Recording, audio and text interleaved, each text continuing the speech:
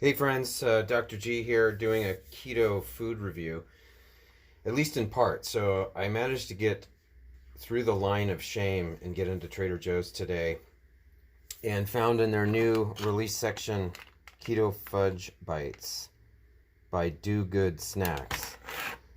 $4.99 for 7 bites, total weight 5.68 ounces. 161 grams. So already that's, in my opinion, a little pricey, but that's the way it is with keto specific. But so I haven't tried it yet. I noticed they're individually packed. I just opened it up. So you've got these individually wrapped. Each one has, where was the weight? 0.81 ounces or 23 grams. These are roughly about half the density of a bar that I would typically eat. I'm also going to be reviewing these bars in a moment, but chocolate almond, it says. So, all right, and then as far as the label, let's look at that. Put it up in the camera here. Now, a common problem that I see with all the keto food coming out is that some really don't stack up in terms of the macros. So 7 grams of fat per bite, carbohydrates 8, with 6 being fiber, so we can call that 2 net carb, and then 6 grams of protein. So pretty good. Again, you wouldn't just eat this as your only keto food. The balance of fat to protein is a little bit off to be strictly keto, but a lot of the keto snack foods that I use with the nut in consuming nuts, of course, that's going to happen. But it looks pretty good. So they're at least not doing a high protein, low fat food and calling it keto. That's the most common problem I come across. Very clean. Almonds, inulin from chicory root, whey protein concentrate from grass-fed cows. Hey, that's great. Chocolate chips, unsweetened, that's good. Cocoa MCT, sunflower lecithin, right on. And some flavoring, sea salt and stevia. So pretty clean. There's some, I guess, a little controversy around using whey protein, as I've mentioned in prior videos. If you have type 2 diabetes or insulin resistance, many people who are more overweight and obese are going to struggle with where dairy can elevate your, and that includes dairy protein, can elevate your insulin. So just note that, which has some negative potential. So anyway, pretty good though, in terms of the label. Let's go ahead and actually taste test. Let's see. It's got the oily texture.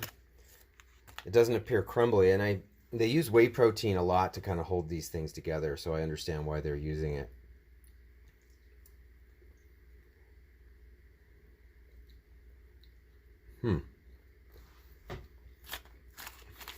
Tastes good. Not overly sweetened. I don't taste, there is stevia, and I don't mind that. I think it tastes good. Kind of that whey protein texture. It reminds me of the Quest bars, or there's a lot of companies that are coming out with some of these whey protein based, both protein bars and keto bars. So yeah, I'd give that a thumbs up. Again, as far as the price, but grab and go. If they're going to keep this around, I'll probably buy. Lately, I've been getting a Costco higher protein whey protein bar. I don't have any of those right now, but I'll compare them to that because they kind of remind me of that in terms of the ingredients. Okay, so I'm going to move along. These Aloha Bars were also sitting on their new section at Trader Joe's.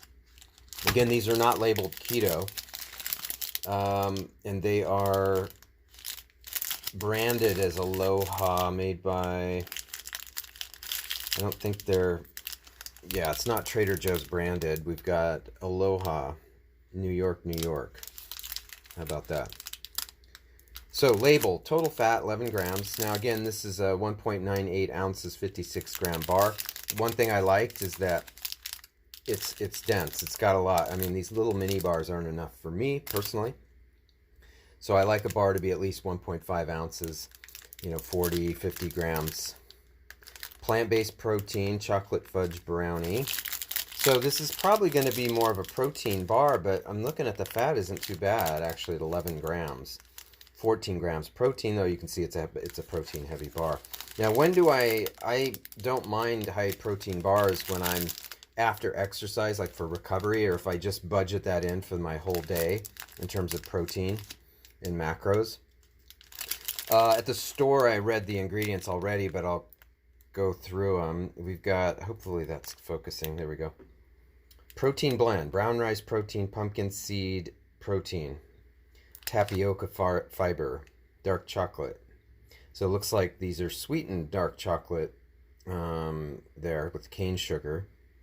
Cashew butter. Of course, cashews we know is slightly higher in carbs than other nuts. Sunflower. Let's see, vegetable glycerin, sunflower butter, cocoa extract, sunflower lecithin, etc. So very, very clean.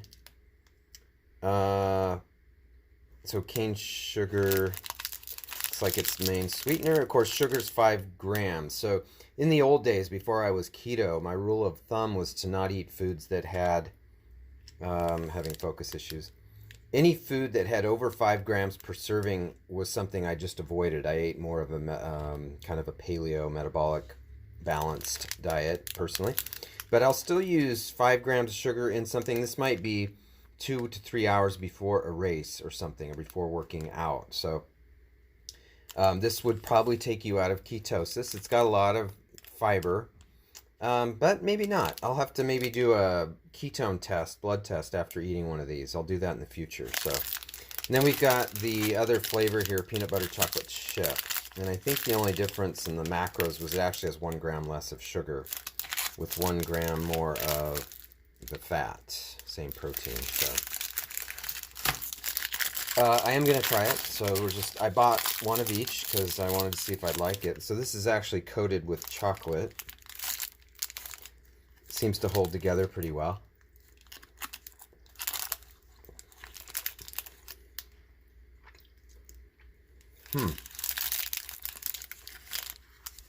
Again, not overly sweet. This one might melt a little bit, but I'm in the house and it's about 66 degrees in here. You wouldn't want to leave this in a hot car. That tastes pretty good. With plant-based protein like rice protein, there's a particular texture to rice and sometimes these other pea proteins, and this does not have pea protein, it's hemp. Excuse me, not hemp, pumpkin seed protein. By the way, I'm a big fan of pumpkin seeds. This is pumpkin seed extract, pumpkin seed protein. Yeah. So let's look at this one. So not chocolate coated. This might, it's a little softer. This might be better in hot weather, though it's got the chocolate chunks in there, so you're still going to get some melting. Still could get a little bit messy. And that's true of a lot of bars. Most bars that I would recommend are better are just the way with the fat content, etc. They're going to break up, fall apart a little bit, or melt. This one definitely holds together, but this is pretty good. Anyone that's had the Bulletproof branded bars, those are great, except that they crumble so bad I don't even get any more. Wow, I actually think I like the taste of this one better, but they're both decent. Big fan of peanut butter and chocolate chip. So again, this had a little less sugar, and then what was let's see, yeah, 4 grams, 13 grams of fiber. Fiber is your friend, fat is your friend. So yeah, 1 extra gram of fiber and 1 less gram of sugar in that flavor. Yeah, thumbs up on both. By the way, these were $1.99 each at our local Trader Joe's. So, all right, I'll wrap that up. I'll maybe do some ketone testing with food in the future with these, that is.